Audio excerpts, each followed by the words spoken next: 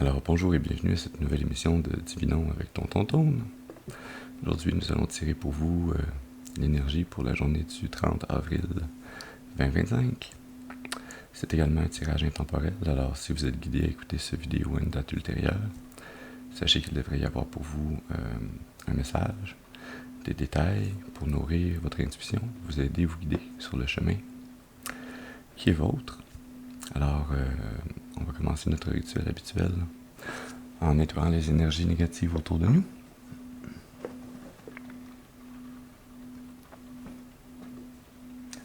Alors, à travers la combustion de ce sauge, par la fumée qui s'en dégage, par le pouvoir qui m'a été conféré en ce monde et dans le monde des esprits, je commande dès maintenant toute entité ou esprit négatif, mal intentionné, d'observation non souhaitée, maléfique ou démon, de quitter dès maintenant, ils ne sont pas les bienvenus.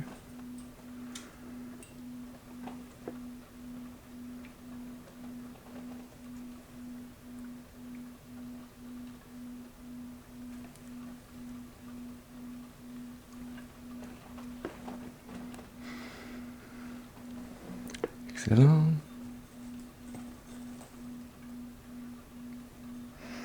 Et on va maintenant allumer un peu d'encens,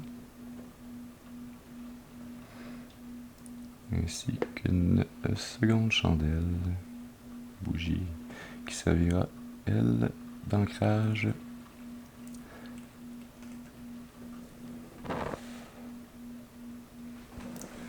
puisque je vais dès maintenant inviter les esprits bien intentionnés de vos ancêtres, vos guides spirituels, à se joindre aux miens, afin de vous amener un message positif, constructif, amélioratif, un message qui pourra vous aider, vous guider, nourrir votre intuition pour continuer d'avancer sur le chemin de l'accomplissement de votre destinée, pour votre plus grand bien et le plus grand bien de toute la création.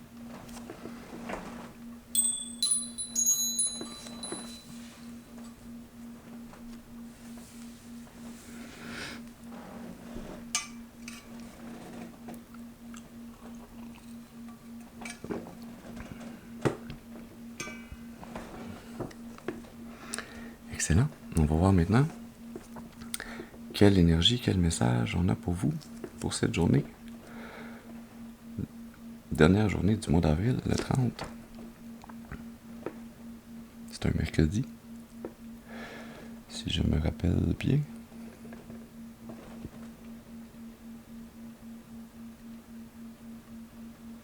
Ouais, ok.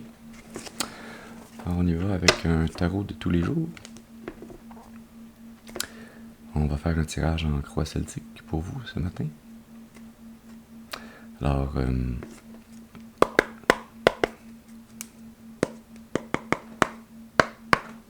voilà.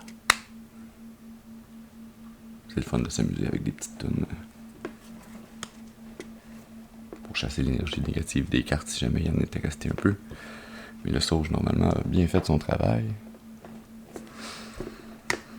Donc, nous allons commencer par demander une première carte pour nous parler de personnes d'importance. Ça peut être vous, ça peut être la personne d'importance dans une situation à laquelle vous pensez présentement. Donc, je vous demande d'utiliser votre discernement et d'écouter votre intuition pour départager cette première information. Alors, une première carte, s'il vous plaît, pour nous parler de la personne d'importance. Une carte, s'il vous plaît. Merci.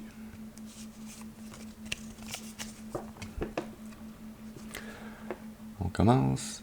La personne importante est définie par le pendu, qui nous parle de quelqu'un qui change sa perspective, de quelqu'un qui est en train également de mettre sa vie un peu sur pause. On est suspendu entre deux mondes. On observe notre environnement extérieur et intérieur avec un nouvel œil. On essaye de départager différentes informations conflictuelles, différents sentiments conflictuels. On est aussi en mode d'attente d'inspiration divine. Euh,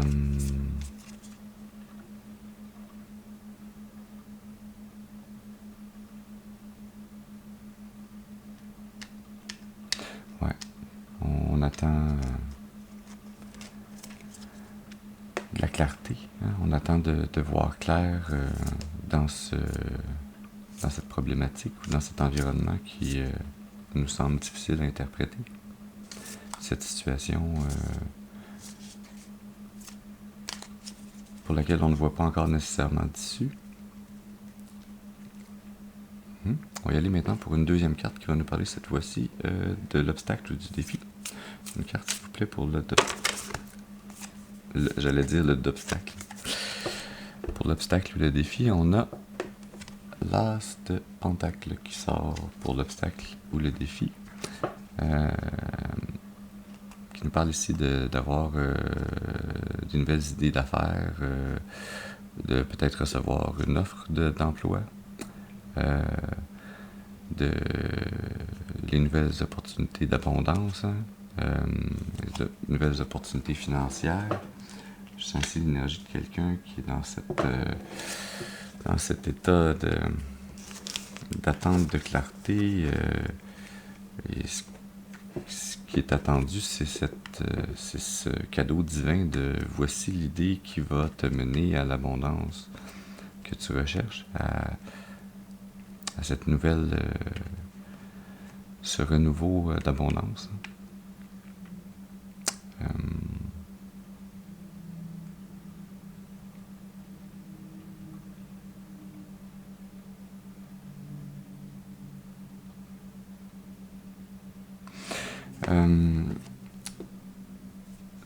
En voyant la carte de côté comme ça, je remarque que la main divine qui est habituellement sous le pentacle pour vous l'amener et se retrouve plutôt à bloquer le pentacle, à le tenir de côté et l'empêcher d'aller du côté où il y a les... C'est quoi? C'est-tu 3 fleurs? 3 soleils?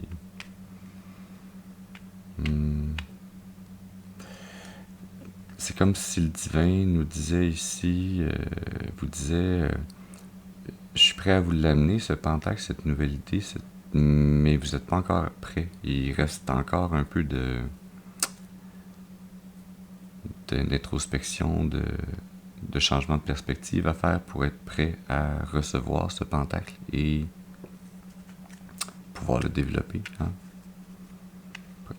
Recevoir cette graine, décider où vous allez la semer, l'arroser, la laisser pousser les fruits ou les légumes et ensuite pouvoir récolter dans un futur ultérieur. Hein?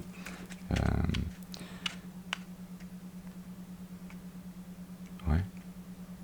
On va aller maintenant pour une troisième carte qui va nous parler maintenant des influences conscientes. Une carte, s'il vous plaît, pour les influences conscientes. Merci. Dans le conscient, on a le fou qui nous parle d'être prêt à partir vers de nouvelles opportunités, hein, de se lancer.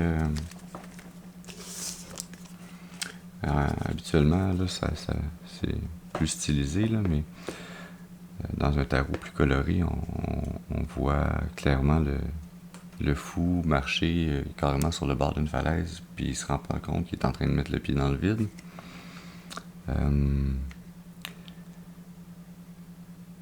Mais c'est pas vraiment important, en fait, qu'il s'en rende compte ou qu'il s'en rende pas compte. L'important, c'est qu'il mette un pied devant l'autre, qu'il se lance vers cette nouvelle opportunité-là. Il y a dans la position du pendu, il y a eu ce changement de perspective. Il y a peut-être bien des choses du passé ou des façons de penser, des ressentis que vous avez ou que vous êtes en train de finir de mettre de côté, de voir pour ce qu'ils et elles sont, de les accepter et de décider de ce que vous voulez garder ou pas garder et de voir ce que vous allez mettre dans cette petite besace accrochée à votre épaule pour partir vers cette nouvelle opportunité, vers cette nouvelle aventure. Hein? Il y a également ici le message de... Oui, c'est beau de partir à l'aventure, de partir vers une nouvelle opportunité, mais faites attention de ne pas partir comme le fou et partir la tête en l'air sans regarder le chemin. On vous dit pas ici de regarder la fin, la destination, hein, mais de regarder tout de même où vous mettez les pieds, dans quoi vous mettez les pieds. Le divin est prêt à vous aider, vous supporter, mais dans la mesure du raisonnable, hein, si vous vous lancez dans un gouffre sans fond et que vous passez d'une idée de je veux aller vers une nouvelle aventure, une nouvelle opportunité, quelque chose de nouveau qui va m'amener du bien, mais que vous laissez tomber dans un gouffre sans fond, le divin va peut-être être là pour vous taper sur l'épaule juste avant que le dernier pied parte, pour vous dire « Hey, t'es sûr de ce que tu t'apprêtes à faire? » Mais ultimement, vous avez le libre arbitre. Donc, petit avertissement, mais sinon, c'est une belle énergie à avoir dans le conscient, à vous savoir que vous voulez aller vers cette opportunité. Vous voulez aller attraper cette graine pour pouvoir la semer. La semer et non pas l'assommer. On va y aller pour une quatrième carte qui va nous parler maintenant des influences subconscientes, inconscientes. Une carte, s'il vous plaît, pour les racines subconscientes ou inconscientes. Ouais.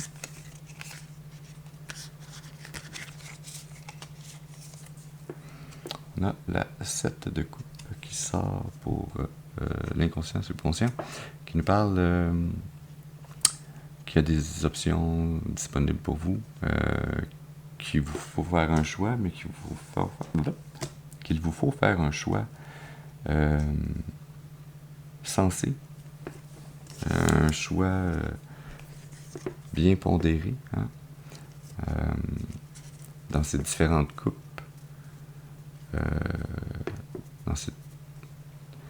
Il y a différents cadeaux divins, il y a différentes possibilités qui s'offrent à vous. Certaines vont vous élever en tant que roi ou reine, certaines vont faire briller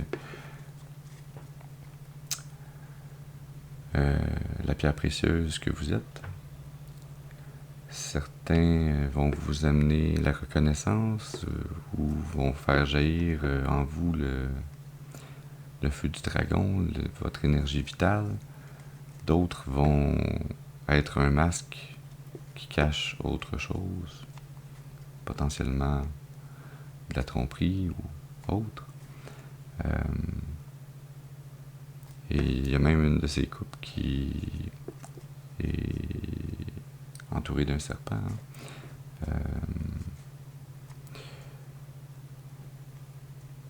Donc oui, se lancer sur de nouvelles opportunités, de nouvelles aventures, mais votre subconscient est là pour vous aider et vous guider à faire le bon choix.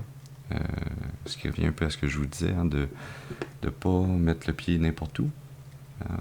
Si votre subconscient est là pour transiger avec le divin, recevoir ces messages, les interpréter et vous les fournir à travers votre subconscient. Donc, vous n'en serez pas nécessairement conscient de ces messages-là directement, mais votre intuition, votre ressenti, les émotions que vous allez ressentir en fonction de ces nouveaux environnements, ces nouvelles opportunités, vont vous aider et vous guider à faire les bons choix.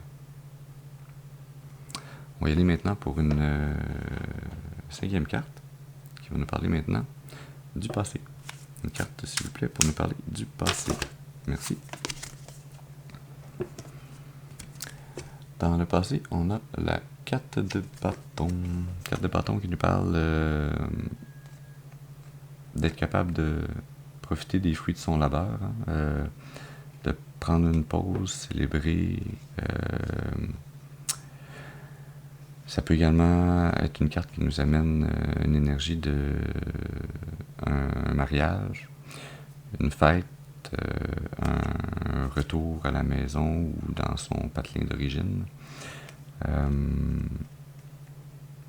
Un mariage, c'est pas nécessairement un mariage au sens légal, monsieur, madame, ou monsieur, ou madame, ou non-genré, ou peu importe la version que vous voulez interpréter. Donc, c'est deux êtres qui... Un mariage, c'est le mariage de deux énergies, hein, de deux âmes qui se rejoignent pour rejoindre leur destinée pour un temps déterminé ou indéterminé.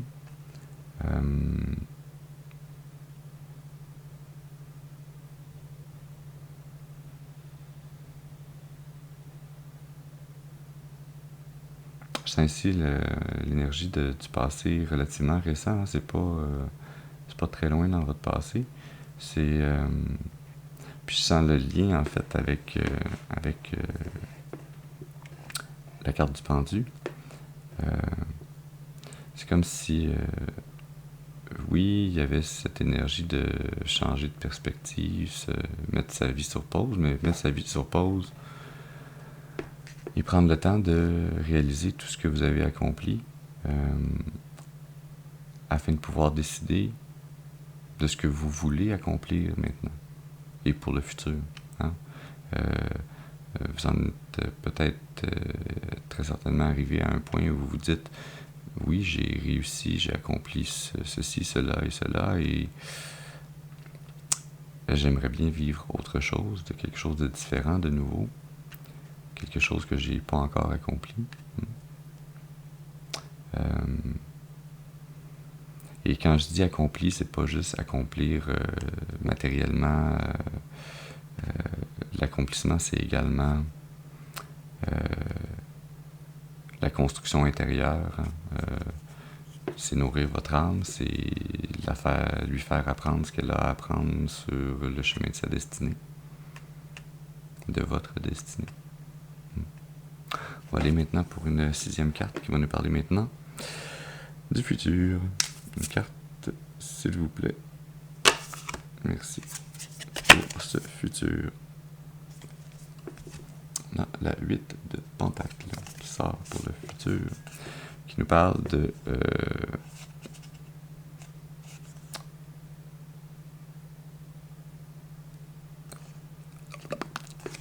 prendre une gorgée de tisane. Hein? J'ai la bouche sèche.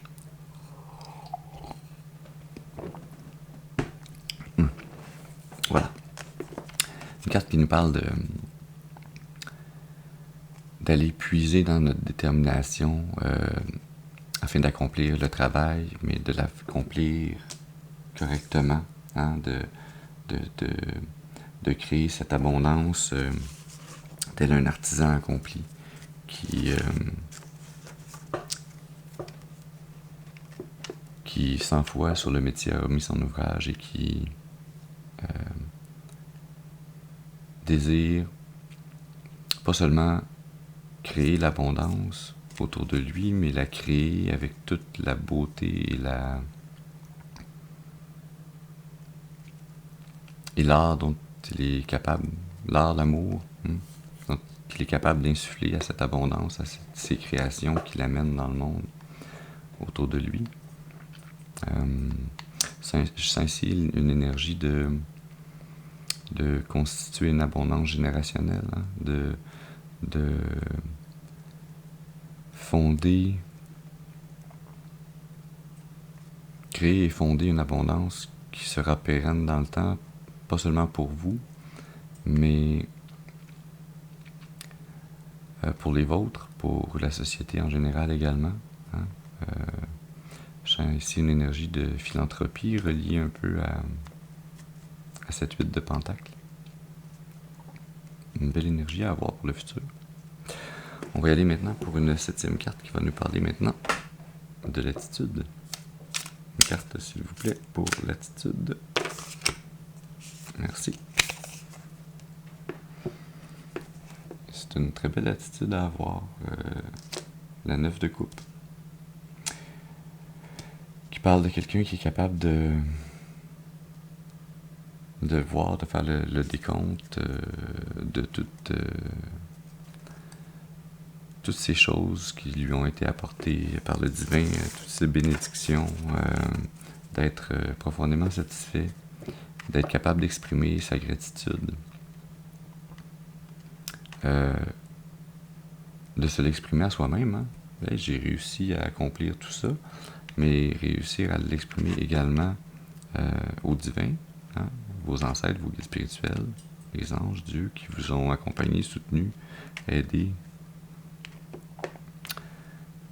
sur ce chemin de la destinée qui est vôtre. Et également d'avoir la gratitude envers tous les autres êtres humains que vous avez côtoyés, qui ont contribué d'une façon ou d'une autre à votre chemin. Hein. Parfois, des gens, on a l'impression qu'ils nous font subir des épreuves, qu'elles soient petites ou grandes, légères ou lourdes. Ces épreuves, et je sais que c'est difficile parfois à apprendre et à accepter, alors j'essaie de trouver une façon de le dire le plus aimablement possible. Parce que faut vraiment le voir avec les yeux de l'amour et non pas de la haine. Mais tout ce qui fait partie de notre chemin de vie, tous les gens qui interagissent avec nous de près ou de loin, que ce soit positif ou négatif au moment où on le ressent, au moment où on est avec eux dans un conflit ou dans une relation d'aide ou dans un partage, dans une collaboration, dans de l'amitié, dans de l'amour, dans de la haine, dans de la tristesse, dans toutes ces émotions que l'on peut ressentir, partager, diffuser, recevoir. Ce sont tous des points importants sur le cercle, sur cette roue de votre vie, de votre chemin de vie, de votre destinée. C'est une leçon pour vous, c'est une leçon pour eux, pour elles. C'est une leçon quand c'est de l'amour, c'est une leçon quand c'est de la haine.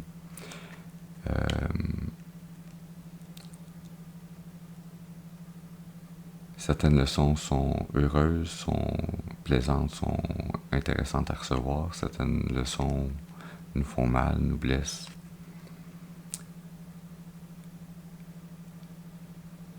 Mais je pense que ce que je voulais amener ici, ce que je suis guidé à vous amener comme message par rapport à ça, c'est qu'on a tendance souvent plus à remarquer ce qui nous blesse, ce qui nous attriste, que ce qui nous est bienfaiteur. Hein? C'est facile d'être content puis d'être heureux quand c'est du positif et d'accepter ça comme si c'était naturel et que ça allait de soi. Mais l'univers doit être balancé et donc il ne peut pas y avoir que du blanc ou que du noir. Il faut qu'il y ait un mélange. Et si c'est pas parfaitement balancé pour vous dans votre vie, ça l'est pas nécessairement non plus pour quelqu'un d'autre à côté de vous, ou plus loin sur Terre, ou dans le passé ou dans le futur, mais globalement, à l'échelle universelle, si on était capable de se sortir de notre relation au temps et à l'espace, si on était capable de voir avec les yeux de Dieu, probablement que c'est là qu'on se rendrait compte que tout ça est balancé. Et que c'est le fait que c'est balancé qui rend ça merveilleux. Même si, de façon pointue, un événement ou une personne ou une émotion peut être particulièrement lourde, difficile, même voire quasi impossible à supporter, elle en est néanmoins nécessaire. Et c'est ça qui est difficile à comprendre, accepter.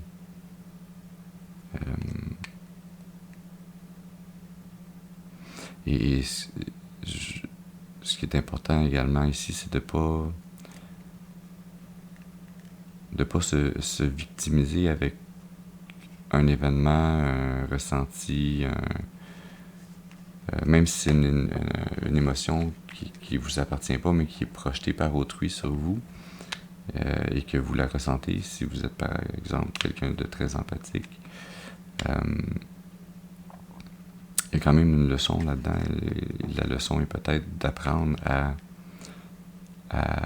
départager les émotions qui sont les vôtres de celles qui sont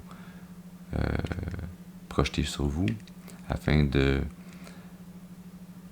vous laisser ressentir celles qui vous appartiennent et je dirais pas de vous bloquer aux émotions qui sont projetées sur vous, mais de les voir pour ce qu'elles sont, de les retourner si elles sont clairement une attaque inutile de quelqu'un d'autre. Si ça vous appartient pas, ça vous appartient pas. Si c'est une émotion qui est projetée sur vous de façon inconsciente par quelqu'un qui a besoin d'aide et de support, ben peut-être que c'est important d'être capable de s'en rendre compte, de le voir et d'avoir la compassion, de pouvoir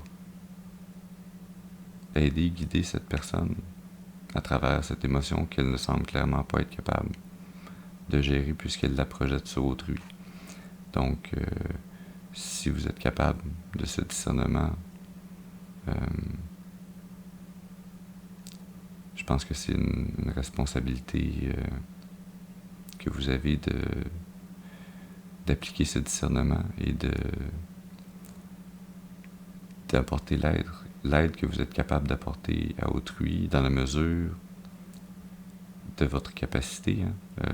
Je ne dis pas ici d'aider les autres et de ne pas penser à soi. Il faut d'abord s'aider soi-même, être dans un état émotionnel stable et fort qui nous permet ensuite d'aider ceux qui ont besoin d'être aidés. Mais il ne faut pas que cette aide soit à votre dépens. Sinon, c'est pas de l'aide, c'est de la codépendance. C'est peut-être du masochisme, c'est peut-être autre chose. Hein. Mais voilà. Hein.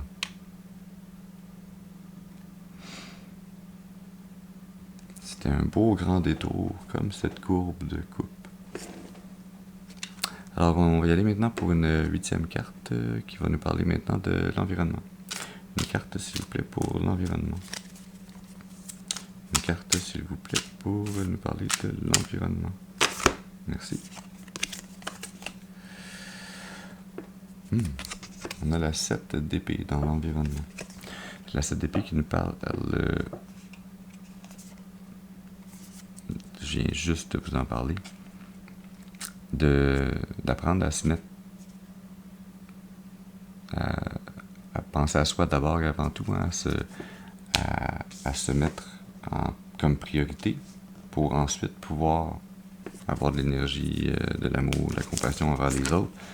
Faut que vous soyez capable de l'avoir pour vous-même d'abord et avant tout. C'est une carte qui nous parle également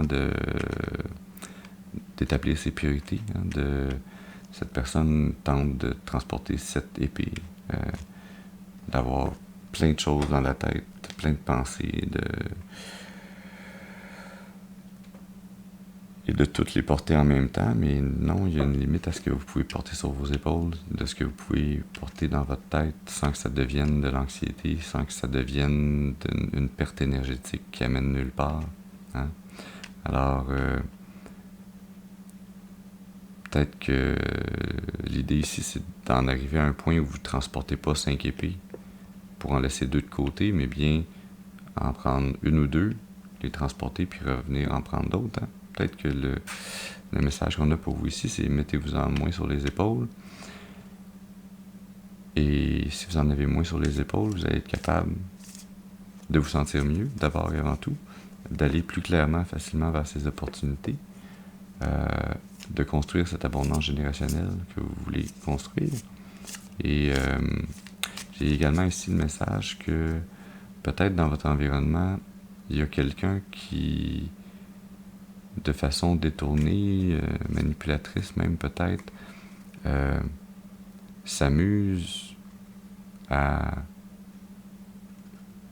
vous mettre ses épées sur les épaules en vous disant tiens, non, faut que tu amènes ça, faut que ça soit toi qui transporte tout ça. Là. et que il faut que vous en arriviez à réaliser qui sont ces gens qui tentent de vous écraser par ces pensées que vous n'avez pas apportées. Et c'est en les plantant dans le sol à côté de vous et en choisissant celles qui vous appartiennent et celles qui ne vous appartiennent pas que vous pourrez rebalancer cet environnement et que vous pourrez vous rebalancer par rapport à ces gens qui tentent de vous manipuler, de vous écraser.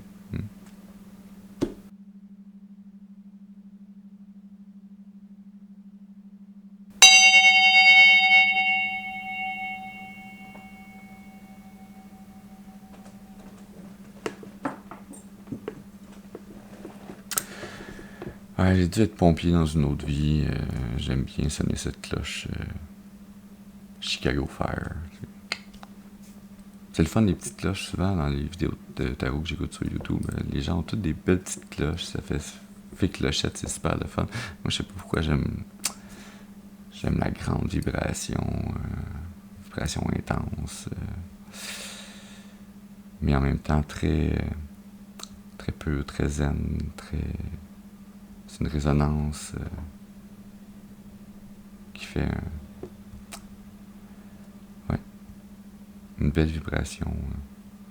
C'est comme un doux gazouillis à mes oreilles. Alors voilà,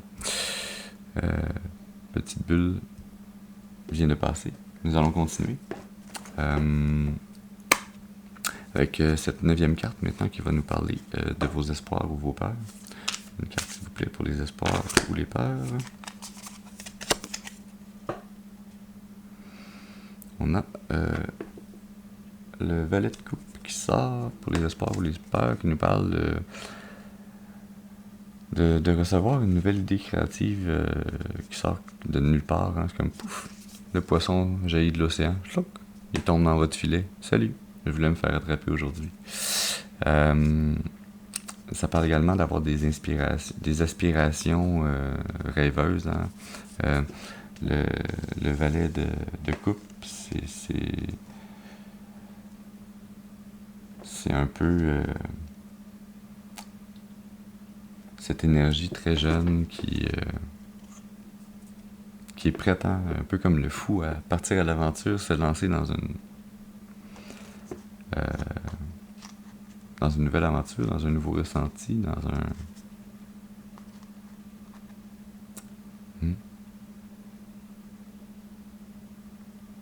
J'avais également cette deuxième carte qui voulait presque sortir. Hein. Je suis tenté de la mettre à côté. Je change ma structure habituelle du tirage, mais je suis guidé à le faire, alors je le fais. On a la 4 de Pentacle qui sort également avec ce page, avec ce valet de coupe. La 4 de Pentacle qui nous parle de quelqu'un qui prend la peine de mettre de côté de façon active un peu d'argent à chaque paye pour commencer à se constituer cette abondance générationnelle, ou du moins pour lui ou elle d'abord et avant tout, pour un jour en arriver à faire plus, mais d'être financièrement conscient, de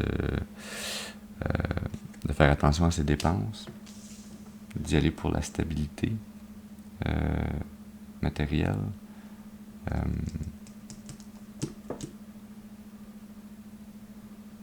Et je sens vraiment ce valet de coupe comme étant votre espoir, et cette 4 de Pentacle comme étant votre peur. Mais le message que j'entends ici pour vous, en fait, c'est ce que votre ego, votre pensée consciente égoïste voudrait bien, mais ce que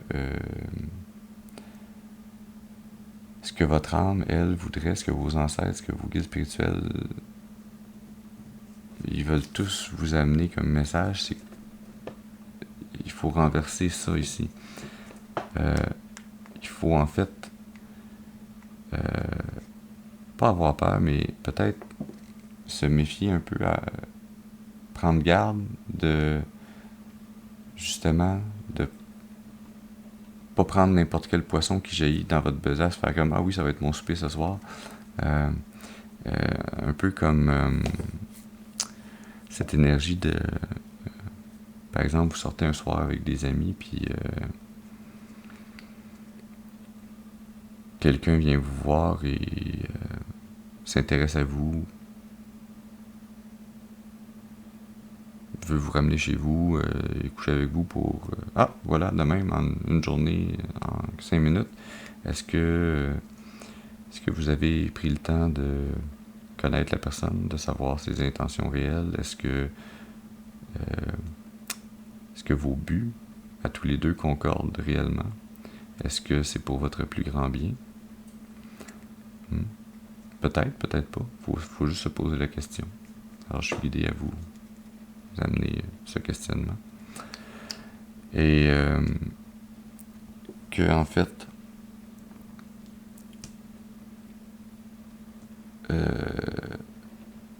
la carte de Pentacle ne devrait pas tant être une peur pour vous, mais devrait plutôt servir de fondation d'espoir. Et donc, de se mettre dans cette énergie d'être plus financièrement consciencieux, de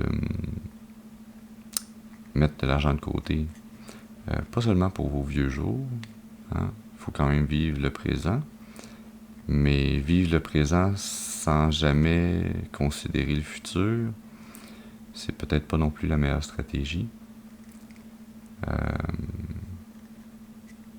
Et voilà. Je ne me ferai pas plus moralisateur que ça, ce n'est pas mon but. Je suis le messager. Et donc le message se terminait là.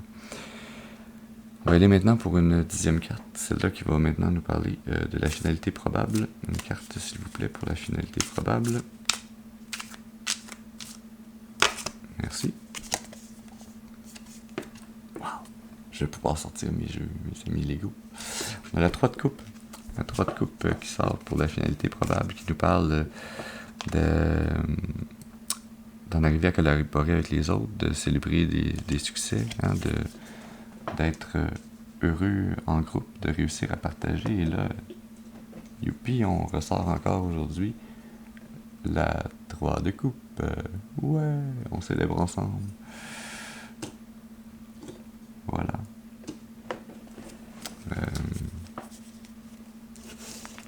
On célèbre ensemble.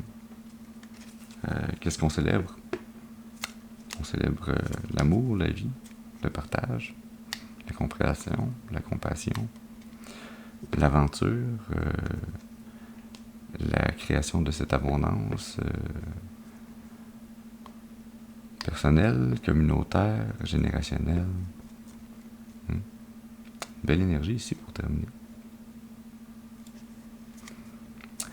L'énergie sous-jacente, l'énergie cachée, le monde.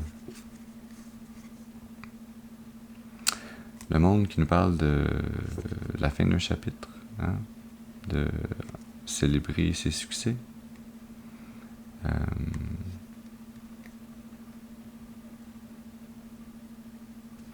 Et dans la carte Le Monde, ici, on a dans les 4 coins un ange. En fait, ça a l'air d'être 4 anges puisqu'ils ont des ailes, mais clairement un ange, un lion ou un tigre, un lion, un aigle, un taureau. Ce sont 4 représentations des divinités. Au centre, le monde, c'est avec des lauriers. Hein. Donc, une question ici, on a cette même énergie de célébration avec la 3 de coupe. Hein, Et on l'avait également dans ce moment de pause de célébration de la 4 de bâton dans votre passé proche.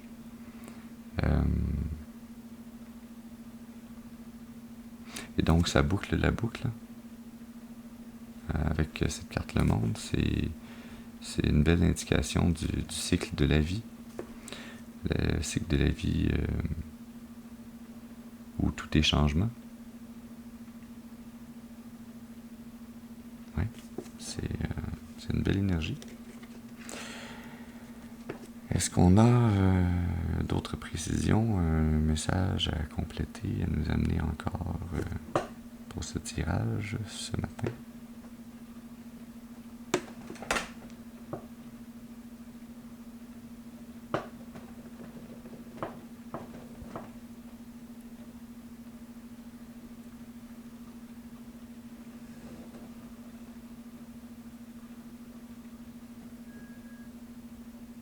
Non? Ok.